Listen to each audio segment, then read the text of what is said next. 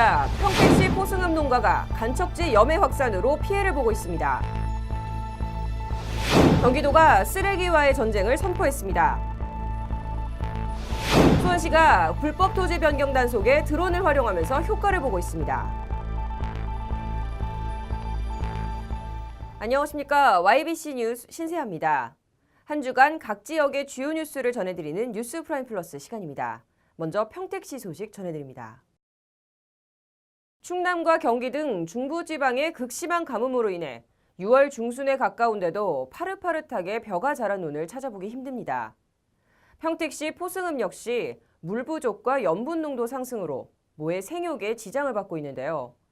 타들어가는 모만큼 농민들의 속도 타들어가고 있습니다. 평택시 포승읍 원정리에 위치한 논밭입니다. 모내기한 논 대부분이 누렇게 말라 죽어 있습니다. 그나마 자란 모도 사정은 역시 마찬가지입니다.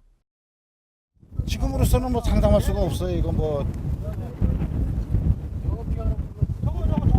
이거 제대로 이게 농사 수확이 된다고 지금 장담 뭐라고 할 수는 없어요. 지금 현재로서. 모가 말라 죽은 탓에 첫 번째 모내기가 실패해 논 한쪽에는 모판이 버려져 그대로 방치되어 있습니다. 장기간 가뭄으로 인해 인근 농업용수원인 남양호의 수분이 증발하면서 갈수록 물이 짜지고 있어 제때 모내기가 이루어지지 않고 있는 상황. 피해 지역의 농민들은 염분기가 섞인 남양호의 물을 끌어다 씀으로써 모가 타들어가고 생육이 멈췄다고 주장하고 있습니다. 농민들은 작년보다 상황이 더 나쁘다고 한탄합니다. 작년에도 그렇게 가버렸는데도 이 피해가 없었어. 여기까지 농사 짓는 중에 지금 처음 이런 거예요. 평택시 농업정책과 관계자에 따르면 원정리 논밭의 염분 피해 면적은 약 40에서 50헥타르 정도. 살수차로 염분을 씻어내기엔 역부족이라고 말합니다. 그러면 그게 지금 살수차 물로는 감당이 안 되는 면적인가요? 감당이 안 되겠죠. 당연히 안 되겠죠. 강석진 이장은 재이양을 해도 비가 계속해서 내리지 않으면 사실상 올해 농사는 끝났다고 봐야 한다며 농사를 이렇게 망친다면 피해를 최소화하기 위한 대책이나 행정적인 지원을 해줘야 한다고 주장했습니다. 농업기술센터 식량특장팀 원정원 팀장은 현재 상황에선 가장 좋은 대안이란 것은 없다고 설명합니다. 비가 오는 게 최고예요. 염류장에는 대안이 별로 없어요. 네. 왜냐하면 이게 날씨가 첫째 기상 때문이거든요. 양수기로 해가 물차를 한번 데리려고도 했었어요. 그런데 아까 말씀드렸잖아요. 그 방법 자체가 너무 좀 고루한 방식이다 보니까 농가에도 물차를 갖다 대도 의미가 없는 거예요. 변은 지금 현재는. 또한 원정원 팀장은 6월 달까지 기상 상황이나 추이를 살펴보고 거기에 맞는 대안을 제시하려고 하는 중이라며 상황에 맞는 적절한 대책 마련을 강구하겠다고 입장을 밝혔습니다. 손해가 이만저만이 아닌 농민들은 이 소금물마저도 끊길까 봐 노심초사입니다. 당장 짠 물이라도 유입을 해서 이거를 희석을 해서 자꾸 이제 교환을 해줘야 그러나마라도 좀 좋지 않겠느냐. 마음이 정말 안 좋겠어요.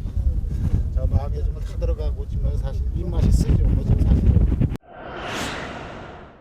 동부권 광역자원회수시설은 이천, 하남, 광주, 여주, 양평에서 발생하는 하루 평균 245톤의 생활쓰레기를 소각하는 시설입니다. 하지만 광역쓰레기 소각장 화재로 골머리를 앓던 경기도는 쓰레기 처리에 비상이 걸렸었는데요. 이웃 시군과 수도권 매립지 관리공사의 도움으로 근심을 덜게 됐습니다. 속수무책으로 쌓여가던 경기도 동부권 쓰레기. 처리 못한 생활쓰레기 4,000톤이 인근 임시쓰레기 적환장에 쌓여있는 상태입니다. 지난달 21일 소각장에서 화재가 발생해 가동이 중단된 것이 이유입니다.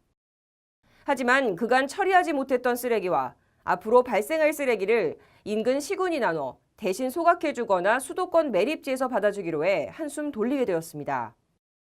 이에 따라 경기도는 이천시 모가면 적환장에 쌓여있는 쓰레기를 12일부터 수도권 매립지로 옮길 계획입니다. 도는 적재된 쓰레기 처리로 한숨을 돌림에 따라 앞으로 발생할 생활쓰레기는 수도권 매립지 반입, 지자체 품앗이 소각, 자체 매립 등 3가지 방법으로 처리할 예정입니다. 23개 시군하고 협약을 맺었습니다.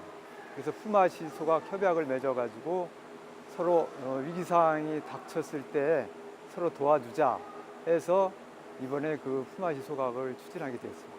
그 보수하는 기간이 약 70일 정도 소요되고 있습니다. 그 기간 동안은 그 품앗이 소각이라든지 비상 대책을 처리를 해야 될 것 같습니다.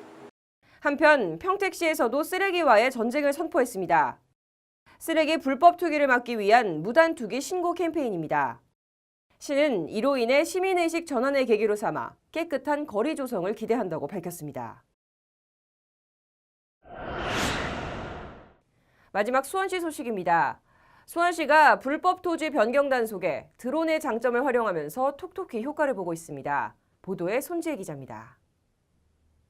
최근 지자체들이 각종 불법 단속에 드론을 활용하면서 효과를 보는 가운데 수원시 권성구가 지리정보 시스템과 드론을 접목한 토지조사 기법을 도입해서 불법 변경한 토지 소유자에게 취득세 1억 2,500만 원을 추징했습니다. 수원시는 지목 변경 여부가 실시간으로 반영되는 지리정보 시스템과 상공에서 촬영 가능한 드론의 장점을 활용함으로써 지난 1월부터 관내 토지 3만 8천 필지를 조사 중에 있습니다. 광대하거나 접근이 어려운 토지에 대한 조사가 사실상 어려웠습니다.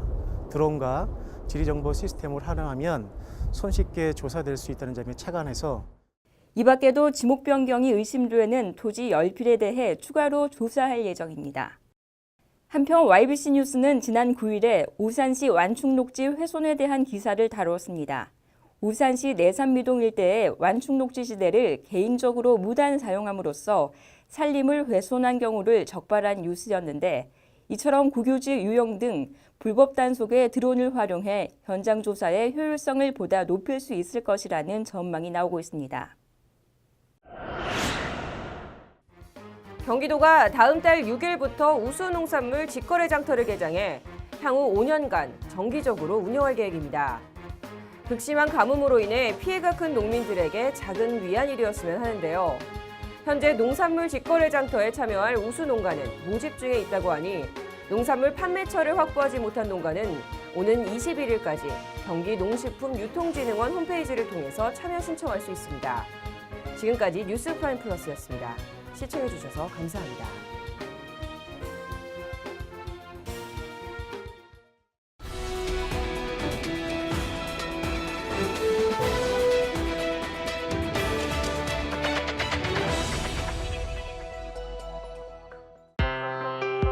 보이십니까? 21세기 동북아 물류의 전초기지 평택항, 삼성 보덕산업단지, LG 진위 2산업단지 등 평택은 세계 인류 기업들과 함께하고 있습니다. 새로운 기회와 놀라운 변화, 생활의 감동이 전해지는 즐거운 발걸음.